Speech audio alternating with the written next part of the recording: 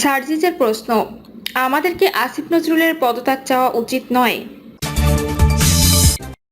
শামসুজ্জামান দুদু বললেন, সরি কিন্তু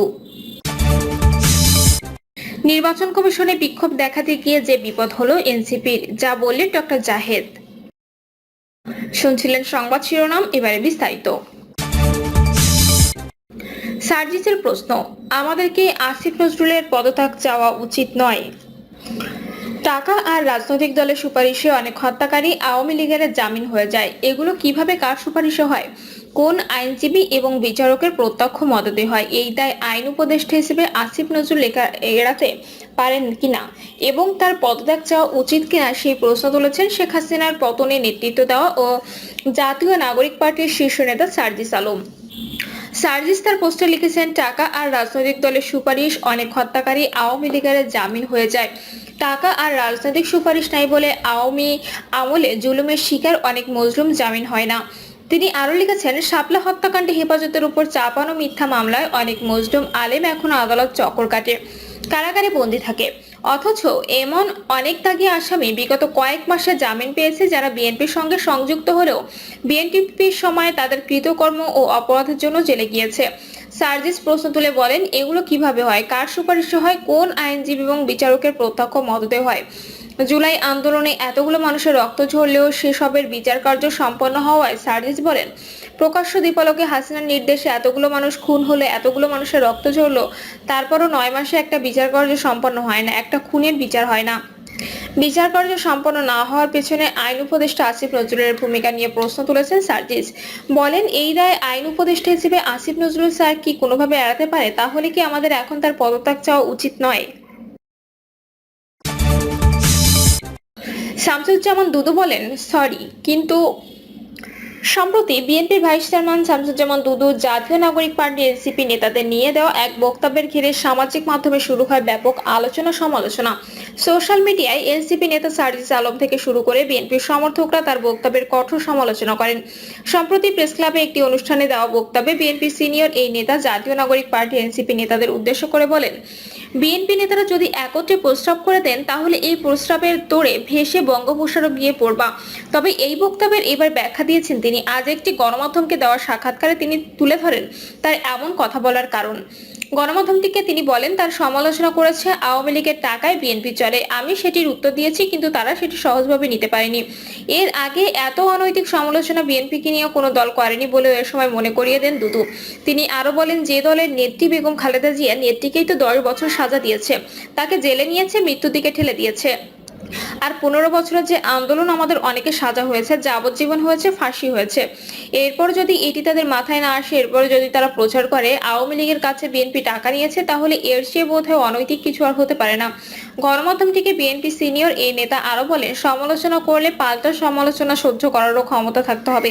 আমি যা বলেছি তা তারা সহ্য করতে পারে নাই। আমি তাদের রাজনীতি নিয়েও কোনো কথা বলি নাই, তাদের নীতি নৈতিকতা বা দুর্নীতি নিয়েও কিছু বলি নাই। তারপর আমরা যেহেতু তাদের বয়োজ্যেষ্ঠ, আমি যা বলেছি তাতে যদি তাদের কষ্ট হয়ে থাকে, সরি, কিন্তু সিনিয়রদের জাতীয় রাজনীতি নিয়ে সমালোচনা করার আগে ভাবতে হয়। তাদের ছাত্র রাজনীতির বয়সই এখনো শেষ হয়নি। জাতীয় রাজনীতি নিয়ে যখন তারা আসছে, তার পরিপক্কতা তাদের ধারণ করতে হবে। দুদু এ সময় আরো বলেন, সম্ভাবনাময় তরুণরা যখন ধ্বংসের দিকে এগোতে থাকে তখন তো আমাদের খারাপ লাগে। এই সমালোচনা যেহেতু তারা নিতে পারেনি, তাদের নিয়ে আমার আর বলার কিছু নেই। নির্বাচন কমিশনে বিক্ষোভ দেখাতে গিয়ে যে বিপদ হলো এনসিপির, যা বললেন ডক্টর জাহেদ। নির্বাচন কমিশন পুনর্গঠনে স্থানীয় সরকার নির্বাচনের দাবিতে নির্বাচন কমিশনের কার্যালয়ের সামনে বিক্ষোভ দেখাতে গিয়ে জাতীয় নাগরিক পার্টির বিপর্যয় হয়েছে বলে মন্তব্য করেছেন রাজনৈতিক বিশ্লেষক ডক্টর জাহেদুর রহমান। ডক্টর জাহেদ বলেন, গতকাল নির্বাচন কমিশনের সামনে সমাবেশে ঘোষণা দিয়েছে এনসিপি। বিএনপি যেহেতু কয়েকদিন ধরে নগর ভবনকে কেন্দ্র করে তাদের আন্দোলন করছিল, জনাব ইশরাককে মেয়র বানানো নিয়ে তার পাল্টা কর্মসূচি এটা হতে পারে। এটা একটা পাল্টা কর্মসূচি হিসেবে তারা সামনে আনার চেষ্টা করেছে এবং একটা বিপর্যয় হয়েছে। এরকম একটা সমাবেশ, সো কল্ড, এটাকে আর সমাবেশ বলা যাবে কিনা এই আলাপ আসবে। বিক্ষোভ বলা যাবে না, কিন্তু সেটা না হওয়াই তাদের জন্য ভালো ছিল। তিনি আরো বলেন, অনেকগুলো বাস্তবতা এই সমাবেশটা আমাদের সামনে এনে হাজির করেছে, সেগুলো নিয়ে একটু কথা বলা দরকার। আমরা অনেকেই নিশ্চয়ই এটার ছবি দেখেছি, এটার ভিডিও বিভিন্ন চ্যানেলগুলো লাইভ করেছে, সেই ভিডিও পাওয়া যায়। তাতে আমরা দেখছি খুবই অল্প সংখ্যক, 50 থেকে 100 এর খুব বেশি মানুষ নন। এর আগে একবার যখন পহেলা বৈশাখে একই ধরনের একটা অনুষ্ঠানে দেখা গিয়েছিল যে ওখানে টিভি চ্যানেলের ক্যামেরা এবং অনেক ব্যক্তিগত ইউটিউব বা সামাজিক মাধ্যম বেসড অনেক মিডিয়ার লোকজনের যে সংখ্যা তার চাইতে যারা আন্দোলনে এসেছেন, যারা সমাবেশ করেছেন তাদের সংখ্যা তার চাইতে কম বা সমান। একই ধরনের একটা পরিস্থিতি এনসিপির মতো দলের জন্য এটা খুবই একটা আশানীয় সংকেত। তাদের ভবিষ্যতের রাজনীতির জন্য কেন বিপর্যয়কর সেটা বলছি। তাদের সমাবেশে উপস্থিতির সংখ্যা এত কম দেখা গেল, এর প্রধান কারণ আমি বোধ করি তাদের সাথে জামায়াতের সাম্প্রতিক বাদানুবাদ। আমরা খেয়াল করেছি আওয়ামী লীগ নিষিদ্ধকরণের দাবিতে জনাব হাসনাত আব্দুল্লাহ যখন যমুনায় গেলেন, তারপর তারা শাহবাগে আসলেন, তখন জামায়াতের অফিসিয়াল সিদ্ধান্ত ছিল জামায়াত সেখানে থাকবে। ফলে লোকজনের সংখ্যা মোটামুটি দেখা গিয়েছিল। ইনফর্মালি যদিও তাদের নেতারা বলছে তারা ব্যক্তিগতভাবে গেছেন। আর যখন শাহবাগে আসা হয় তখন জামায়াতের বাইরেও প্রচুর ইসলামপন্থী দল এবং সংগঠন, শুধু রাজনৈতিক দল না, এর বাইরে মানুষজন এসেছিল। ফলে মোটামুটি একটা সংখ্যা, মোটামুটি একটা উপস্থিতি দেখা গিয়েছিল, বলেন ডক্টর জাহেদ। তিনি বলেন, তারপর তাদের স্লোগান, সেটার প্রতিবাদ করা। পরবর্তীতে মাহফুজ আলমের সাথে জামায়াতের পারস্পরিক যে ঠোকাঠুকি, জামায়াতের সাথে যেহেতু ওইটাকে কেন্দ্র করে, তা হতে সেই সংকটের কারণে জামায়াত এবার এখানে তাদের লোকজন পাঠায়নি। এটা একটা কারণ। আর কোনো একটা কারণ আছে, সরকারের কাছে ইসলামপন্থীরা, যাদের বেশিরভাগ সময় আমরা দেখেছি তারা সরকারের কাজ সাথেই থাকতে চান। শেখ হাসিনার সাথে কিভাবে হেফাজতে ইসলাম একটা পর্যায়ে ছিলেন আমি আপনাদের একটা ভিডিওতে ডকুমেন্ট দিয়ে দেখিয়েছি। সো এখানে তারাও ছিলেন না। আমি জানি না এটা তাদের অর্গানাইজ করার সমস্যা নাকি নিজেদের এত লোক নেই। তাদের যে সমর্থন, তাদের মানুষ দেখতে এক ধরনের লোক আছে, তাদেরকে দেখলে চেনা যায়, যেমন শিবিরকে দেখলে চেনা যায় না। কিন্তু ওই ইসলামপন্থী দলগুলোর সমর্থকদের যারা মূলত মাদ্রাসা কেন্দ্রিক, তাদের একটা লুক আছে, তাদের পোশাক আশাক, তাদের ফেসের তারিখ সবকিছু মিলে। এই রাজনৈতিক বিশ্লেষক আরো বলেন, আমি এনসিপির সাথে সরকারকে আলাদা করি না, জানি না সরকার এবং এনসিপি মিলে কোন কারণে এই সিদ্ধান্ত নিয়েছে কিনা। ইসলামপন্থী রাজনীতি বা সামাজিক সংগঠন যারা করেন তাদেরকে আনবেন না, কারণ একটা সমাবেশ শুধুমাত্র এই ধরনের মানুষকে দিয়েই হচ্ছে। ডক্টর জাহেদ বলেন, যাই হোক সবকিছু মিলে তারা নিশ্চয়ই এতটা বিপর্যয় এক্সপেক্ট করেন নাই, এই জায়গায় এসে ঠেকলো। এখন তাদের সংকটটা কোন জায়গায়? আমি বলেছিলাম ভবিষ্যতে আসলে বাংলাদেশের রাজনীতির মাঠে সংখ্যা শক্তি ফ্যাক্টর হয়ে থাকবে। মাঠের সংখ্যা শক্তি দেখানো আসলে একটা সঠিক রাজনীতি বলে আমি মনে করি না। আমরা আশা করেছিলাম শেখ হাসিনার পতনের সাথে সাথে মাঠে নেমে শক্তি প্রদর্শন করার চল থেকে আমরা ধীরে ধীরে, তাড়াহুড়ো করে না হলে ধীরে ধীরে বেরিয়ে আসবো, কিন্তু সরকারের একটা অংশের ফাজলামোর কারণে ওই পরিস্থিতি রয়ে গেছে। ফলে বিএনপি মাঠে তার শক্তি দেখানোর চেষ্টা করছে। এখন সরকারের ওই অংশটা চাইবে তাদের শক্তি কোনো না কোনো ফর্মে দেখানো হোক।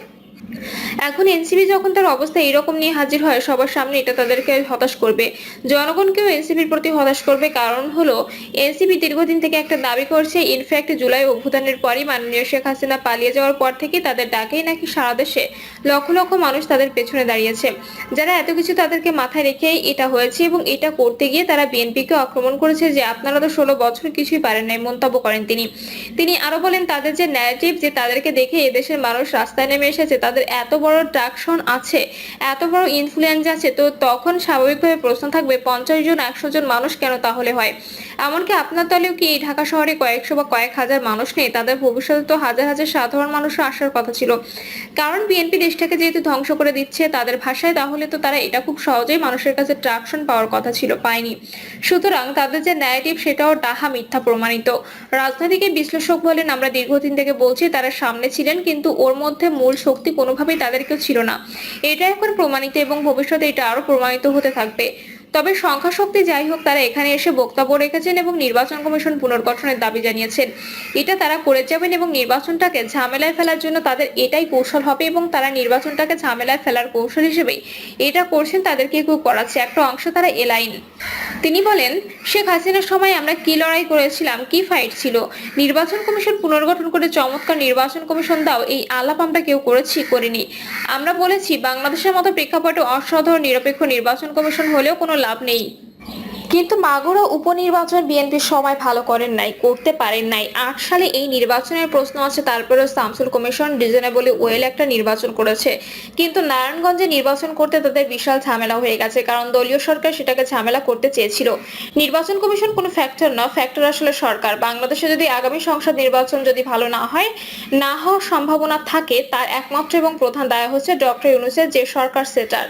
নির্বাচন কমিশন কোনো ফ্যাক্টর না, ফ্যাক্টর আসলে সরকার। বাংলাদেশে যদি আগামী সংসদ নির্বাচন যদি ভালো না হয়, না হওয়ার সম্ভাবনা থাকে, তার একমাত্র এবং প্রধান দায় হচ্ছে ডক্টর ইউনূসের যে সরকার সেটার। প্রিয় দর্শক, এই ছিল এখনকার সর্বশেষ সংবাদ। আপডেট সব সংবাদ পেতে চ্যানেলটি সাবস্ক্রাইব করে বেল আইকনটি ক্লিক করে রাখুন।